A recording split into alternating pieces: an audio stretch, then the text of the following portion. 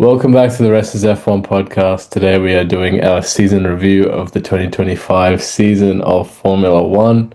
As usual, I've got Ham with me and ABD. I'm, of course, Shaq. How are we, guys? Good.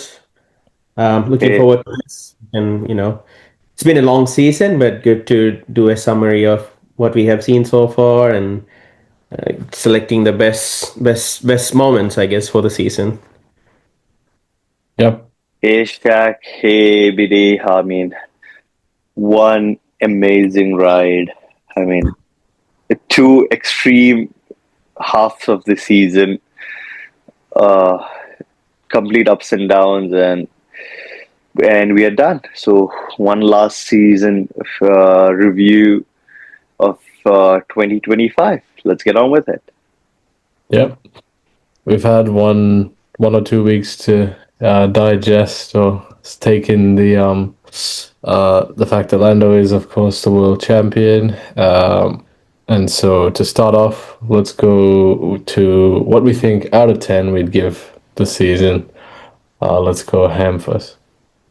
I would say an 8 because of the fact that we've got drivers' championship fight until the very end, until the very final lap. Because, like, if you guys remember, Lando was P3, and if he had missed out on one podium, Max would have been the champion. So it's a solid 8 for the season. ABD? All right, I've given it a 9 out of 10. I think mostly thanks to Max Verstappen for taking the battle to the end. I don't think without Max, it would have been no other driver would have come close to the McLarens. So yeah, the fact that there were two different teams fighting it out, which we haven't had since 2021, I thought it was good to see. Yeah, and two drivers in the same team, and then Max from Red Bull. Um, Max did say he got a lot of Christmas presents with all the McLaren mistakes, but still, he was there to grab it, right? So whenever the opportunity arose, he was there, and he made the most out of the car that he had as well. So yeah, because of all of that, I thought it was a really good season. And like Ham said, it went to the last race, so that I think even from the first race, I was saying, if I want the championship, or as a fan, I want to see the championship go to the wire, go to the last race, and that happened, right? So it was good for the fans, I guess. Yeah. Yeah, I agree with both of you. I've given it an 8. I think if maybe, if there wasn't so many parts of the year where one person was so much better than the other, then I think it would have been closer to a 9, maybe a 10 for me, but still a good year. So I'm happy that we got a good championship fight, like you said.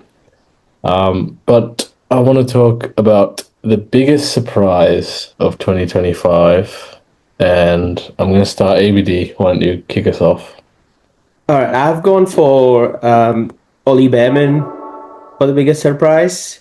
I think he was very consistent. He had some battles with Max. I think it was in Mexico, which even he was surprised about. So I thought he had a really good, very good consistent season. And towards the end, there was rumors out there saying he's going to replace one of the Ferrari drivers. I don't know if it's going to happen, but it says so much about how well he performed this season. So I thought he was a good surprise. Was it his first season? I can't remember now. First full season, yeah. Full He season. is actually a rookie, yeah. Yeah, for a rookie, that was pretty solid. Yeah. Yeah. Um, I would say Max Verstappen, to be honest, because if you notice in the previous season, McLarens were actually fast, and with the whole news of Red Bull's management going down the drain, Newey leaving, and later on the season we had their team principal leave the job, and everything was a disaster. Well, I mean, especially I would say Christian Horner news was the shocker of the season as well. So, with all that in mind, I didn't expect Max to come back this strong, 'cause especially seeing the first half of the season where he was barely catching up, and to see a car where he drives, I mean, a car which was absolutely rubbish, and he drove it onto the podiums, and just 2 points behind the season winner. I think he is a great driver, and for 2025, I think that's the biggest surprise for me. Fair enough. I have actually got my biggest surprise, someone who didn't finish quite as strong as everyone else, but Alex Albon for me. He was really solid for Williams. He was like making Carlos Sainz look pretty average for, a good portion of this year. I wasn't expecting it. That's why I think it's a surprise. I didn't really see them being so far apart for so long. So to see Albon sort of take the leading role, I guess, for so long in this year, I think is really good. And yeah, he did end up beating Sainz as well. So, I think most people would have had it the other way around. So for me, I've got Alex Albon. I think yeah, he did really well, and Williams have come a good way this year. Guys, I'm not sure if you guys noticed. So there's first driver and second drivers in a team. So if you notice, every first driver is ahead of the second driver. If you notice throughout the season. So let's say for Lando and Piastri, even though Piastri was leading, but at the end, Lando is the one who won the championship. Same goes for Max. Same goes for Charles. Even though it's still debatable that who was the first driver and second driver in Ferrari, it still shows that Leclerc would be the favorites for Ferrari, since he is a Ferrari boy. He has been in Ferrari for a very long time. So it's Leclerc, and when you go to Mercedes, it's George, and when you go to different teams on the road, it's all been the first driver who's won, or the driver that's been there in the team for the longest, or something like that. For exception, I'm not sure what is the stance between the Aston Martins, where Stroll and Alonso finished, but majority of the teams it's been like that.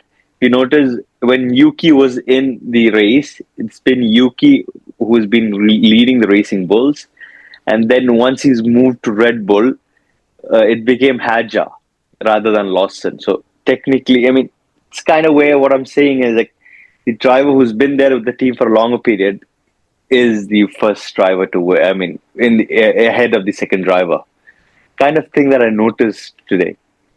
Yeah, kind of, but also kind of not. Like Albon, for example. That's why I said. Albon is there, yeah, but like Behrman and Ocon, you would have expected Ocon to be the one in front, right?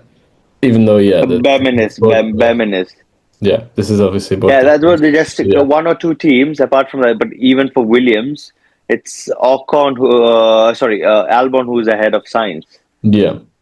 But what I'm saying is, I think most people would have still had Sainz to beat Albon this year, because Sainz is just like such a good driver. Yeah, exactly why I said when you said that. That's why I want to say the people who were in the team longer got to be on the higher position because they know what the team is like.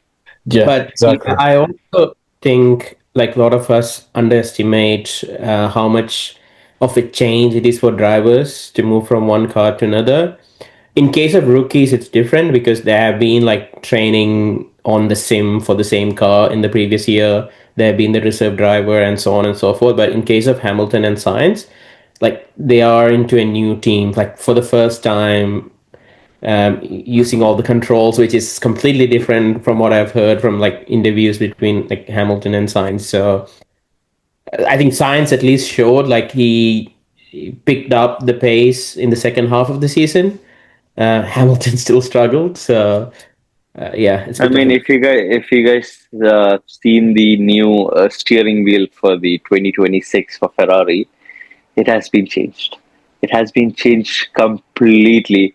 We could see the amount of toggles the 2025 wheel had, the steering wheel, and the difference of 2026. Apparently, Hamilton has made quite a lot of changes on the steering wheel because you don't need so much of buttons. He made it so much straightforward, so much easier, and I think they've implemented for both the drivers. Interesting. Yep. Can't wait Yep. for 2020. Yeah, we'll have to see. I think it was Hamilton as well. I'm not sure if that's the same one that Leclerc's using. They might adjust it slightly because some of them like one setting over the other or whatever like that. But yeah. Yeah, let's go to our biggest flop of the year. I know there's a lot of people who did not perform the way we thought they would, and I'm gonna give it to Ham. Go, I'll start with you, man. I would say Yuki Tsunoda, even though he had a solid start at Racing Bulls, the moment he shifted his team and he's become the second driver for Red Bull, it's always been a downward drive for him. I mean, it was pretty much straightforward. We could see how Lawson was performing as well, and he was immediately pushed down to Racing Bulls, and Yuki's been promoted to that, which was long overdue, I would say, but then still didn't make much big of an impact as well. It was similar to Perez, as I mean, last year how Perez was performing for Red Bull. It was similar to that, is what I felt. But then he did manage to finish in points here and there. But then I would still say he is the biggest flop for me for the 2025 season. If he was in Racing Bulls, it would have been a different story altogether. Yeah, ABD. Yeah, sorry. Just want to add to what Ham said. Yeah, I can't wait to see Hadjar in that car, but I'm also afraid of how he would perform against Verstappen. But yeah, I agree with you. Like Yuki was a big flop.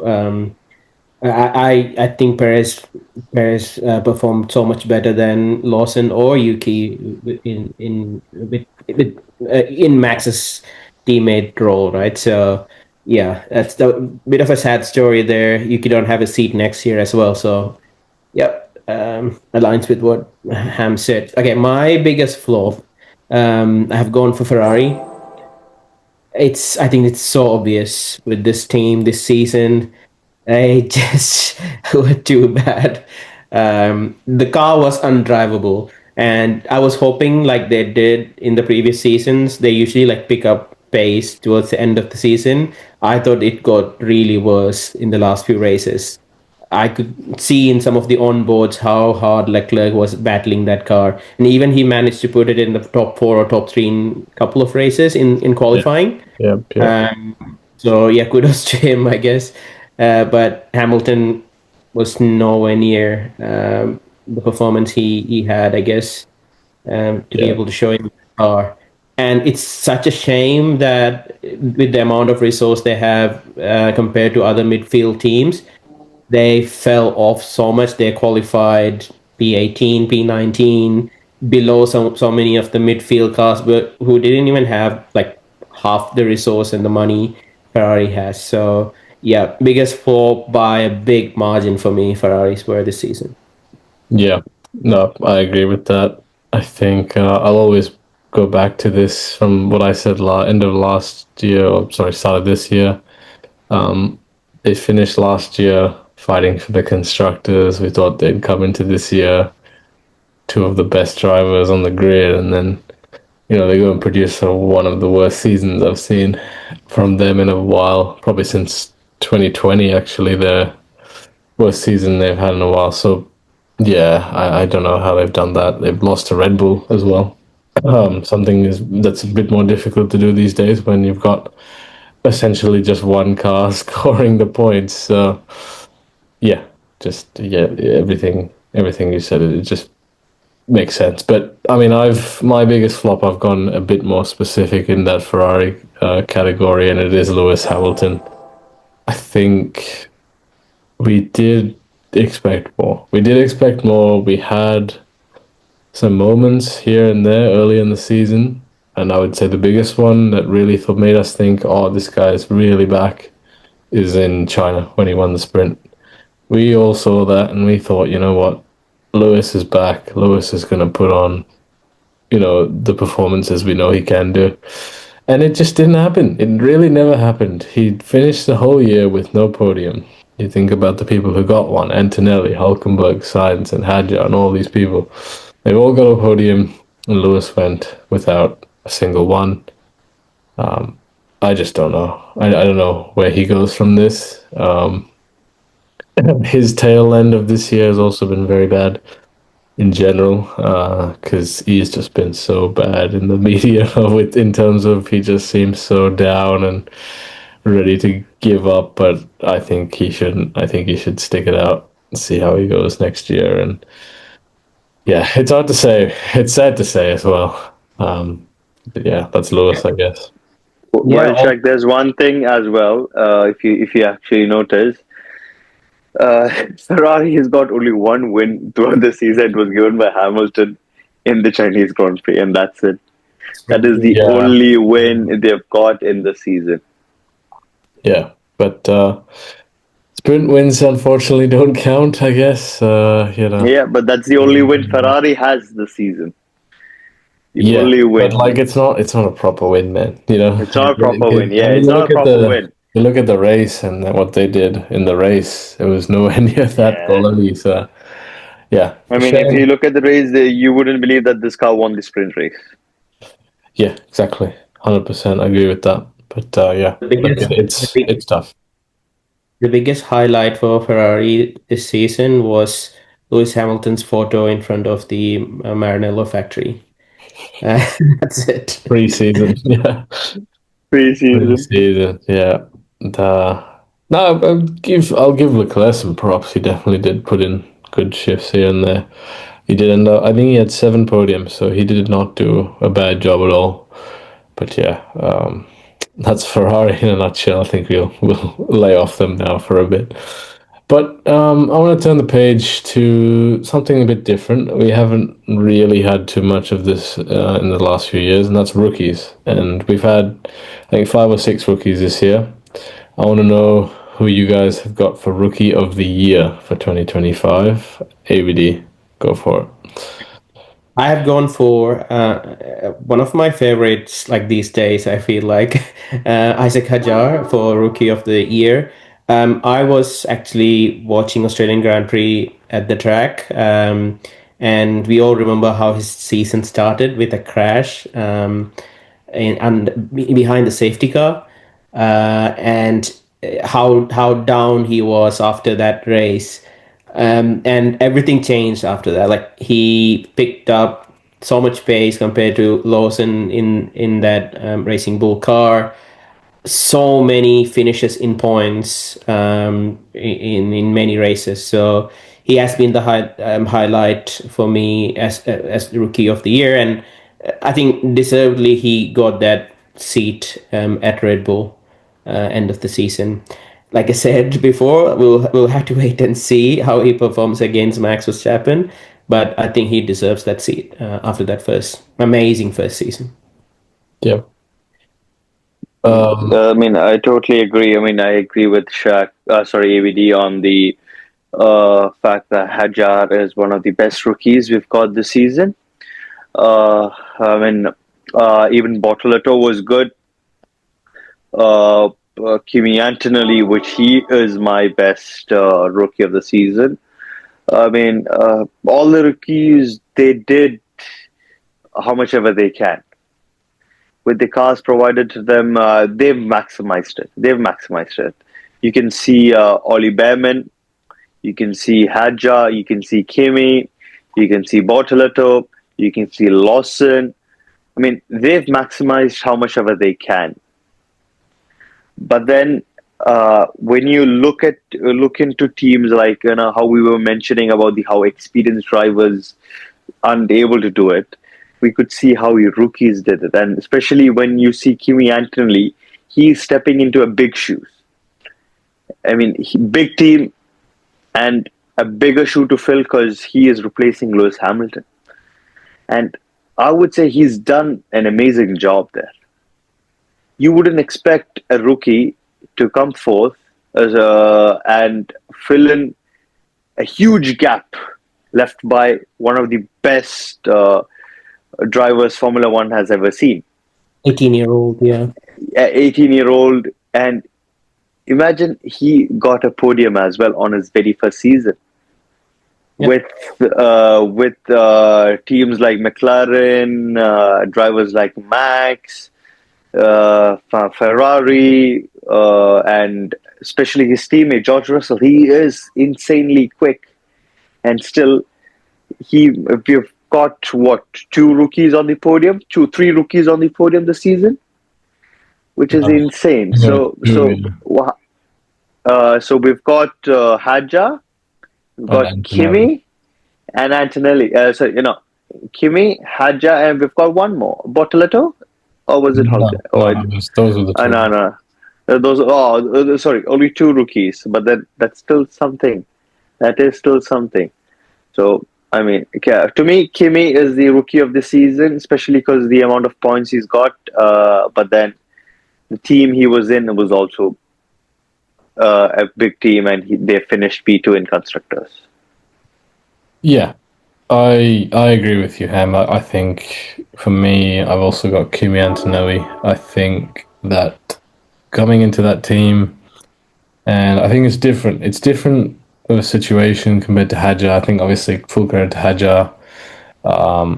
He stepped into a midfield team, and he just almost immediately gelled in and started scoring points pretty much every race. So that's one side of the thing. But Antonelli, I think you got to try and learn to just get closer and closer and closer to George Russell. That's one thing I think that I was really impressed by with Kimi Antonelli.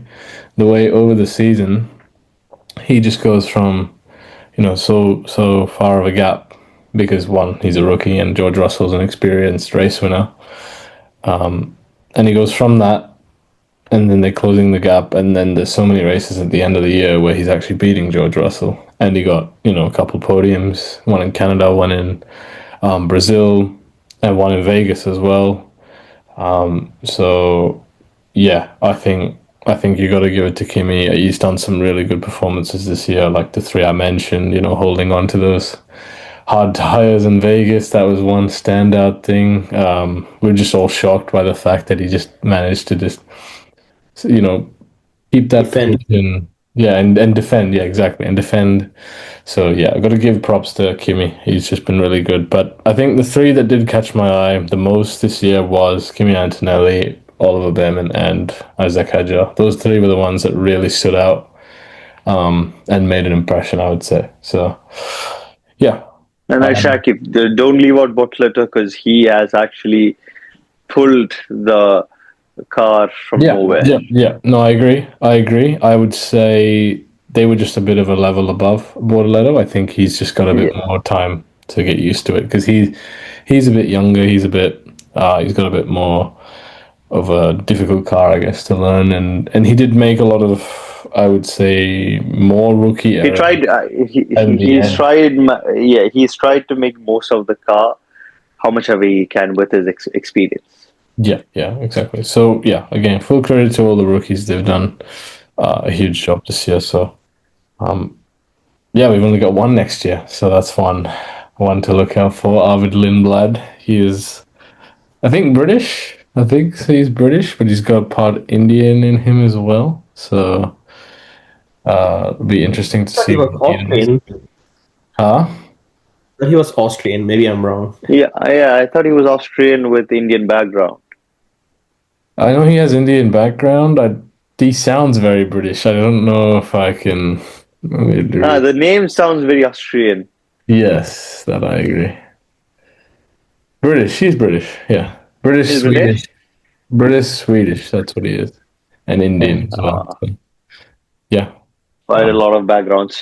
Yeah, a lot of backgrounds.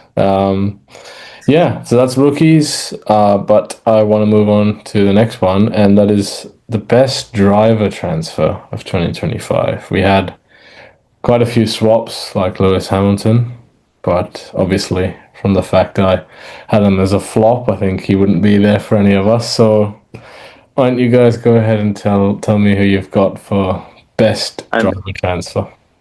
I mean, Shaq. I mean, it is one of the biggest transfers, Hamilton to Ferrari. I mean, it turned out to be a flop, but then it is still the biggest transfer of the season. But is it the best? Uh, Did they get the most I mean, value for that? the one that got the most value would be Science. Yeah. It definitely has to be Science because no, he's got the Williams on a podium as well. So I mean, that's insane. That's insane. Williams on a podium. They've secured P5 in the constructors. I think it's an overall win for them. Yeah, I have also gone for Science. I think it's pretty obvious what he has done at Williams the first season, and I think they got like a solid fifth place in the constructors as well. I think top of the tier for the midfield teams. So great season for Science and Williams, but also I think Ferrari might be doubting themselves uh, for letting Sainz go to Williams, like after what's happening with Lewis Hamilton. And for me, like there are three drivers on the 2025 season who has like the coolest, calmest head on the grid. One is Carlos Sainz, second is Oscar Piastri, and third is Lewis Hamilton. So I rate him highly, and I think he has had a great season with Williams compared to Ferrari, let's say. So yeah, Sainz for me is the best driver transfer. Yeah. No, I like that one. I've actually not gone for sides. I've gone for Nico Hulkenberg. I think if you're looking at overall season, I would I'd give him quite a bit of credit because he was, that like me and him have been joking all year long that Sauber was a green bin, and they were a green bin for a very long time. But even the first race, he scored points straight away. He was scoring points consistently week in, week out. And then you get to Silverstone and he goes and scores that podium. And that was the man's biggest demon, that he had to overcome. That was something for a guy like him. It would have been so hard to be dealing with the fact like that's always hanging over your head. And for me, I think yeah, that's probably the highlight for him. But as a whole season as well, I would say he did really well. I don't know if he finished in the top 10. I think he might have, but he was just really solid. I think he also deserves a lot of credit. But yeah, it's all part of the game. Yeah, let's go. Let's go move on to actually the next one. We got favorite moment of 2025. Um, why don't I go give it to ABD actually this time? Okay, I've gone for the Australian GP as my favorite moment. But I think the main reason is I was there watching the race in the rain and the sun, typical Melbourne weather. But yeah, it was fun to be able to make to the race live, the first race of the season, and everything that was going on in that race with the rain, with all the crashes. It's a fun start of the season. Oscar spun. If you go into Google Maps and search for Albert Park, you will see there's Oscar Lawn Mowing Company. That's been someone has placed a pin in the map for that. So yeah, it was an eventful Sunday, like crazy Sunday for all the race fans out there. So that yeah, that's my favorite moment. And hopefully next season we can all go and go for one of the races out of the 23 or 24 races in the season. Yep. Well, the best moment for me would be Shaq. You've already mentioned it. It's Hulkenberg's podium in Silverstone. I think that is one of the best things that you can get in the season. Uh, in his first podium in his entire career. I mean, that is one big of a thing for Hulkenberg. So that would have been, I mean, if in a Formula One career, that is massive thing, and I think that's one of the best moments I could see, and that too happened in Silverstone, so that was a good thing. Yeah, that's nice. I like that, of course. I would. I've gone my favorite moment. I actually really liked Oscar Piastri's overtake on Lewis Hamilton in that Australian Grand Prix. That you were at ABD. Uh, yeah, I was gonna say probably partly that the fact that he went off and then just seeing the crowd cheer him on as he rolled the car back on track and went for practically last and still managed to hook it up in the points. And part of that was overtaking Lewis Hamilton. So I liked seeing that. That was a really, really good overtake. I think overtake of the year is going on right now as well. So I think that'll definitely be in there. But yeah, Didn't he overtake Lewis in Singapore as well? I think it was Saudi as well. Saudi overtook him in a spot where you don't, I think, usually Yeah, I overtake. remember it was a night race. Yeah. Yeah. I think it was only like a couple of races after this one, actually. So Piastri was on it. It was really on it back then. But yeah, I think I'd give it for that one. But yeah, I want to move on to the last thing um, for the for this whole season. We've had so many races. We've had 24 great races, but I want to know your guys' favorite race. Let's go. Silverstone, Yeah, Silverstone, go for it. especially because I mean, again, the fact that we were able to see uh, a podium for Hulkenberg, and it was quite an interesting race because I mean it gave us a small hope that Ferrari was actually fast, and Hamilton was catching up on the podium, where he's got a main streak of finishing on the podiums in Silverstone. So, but apart from that, Silverstone was quite interesting. Uh, if I'm not wrong, it was Lando who's won the race over there, and it was genuinely interesting from all the other races that we have seen. So Silverstone. Silverstone never disappoints. It's one of my favorite tracks as well. Yeah. But yeah, so for me, Silverstone, my favorite race is the Dutch Grand Prix. Um, I I think many of us thought that was going to be the turning point for the championship. If you remember, Lando had a DNF with an oil leak on the 65th lap of the 72 laps race. So that was, I thought, one of the craziest moment in the championship fight. And Lewis Hamilton crashed out in that race. Charles crashed with Kimi, which all counted for Isaac Hadjar finishing in podium. So yeah, for me that was the best race of the season. It's nice. I have gone for the Spanish Grand Prix. I mean, I feel like, again, this one was one of those ones where Piastri was just sort of in front, Norris was in front, and all the action was behind them.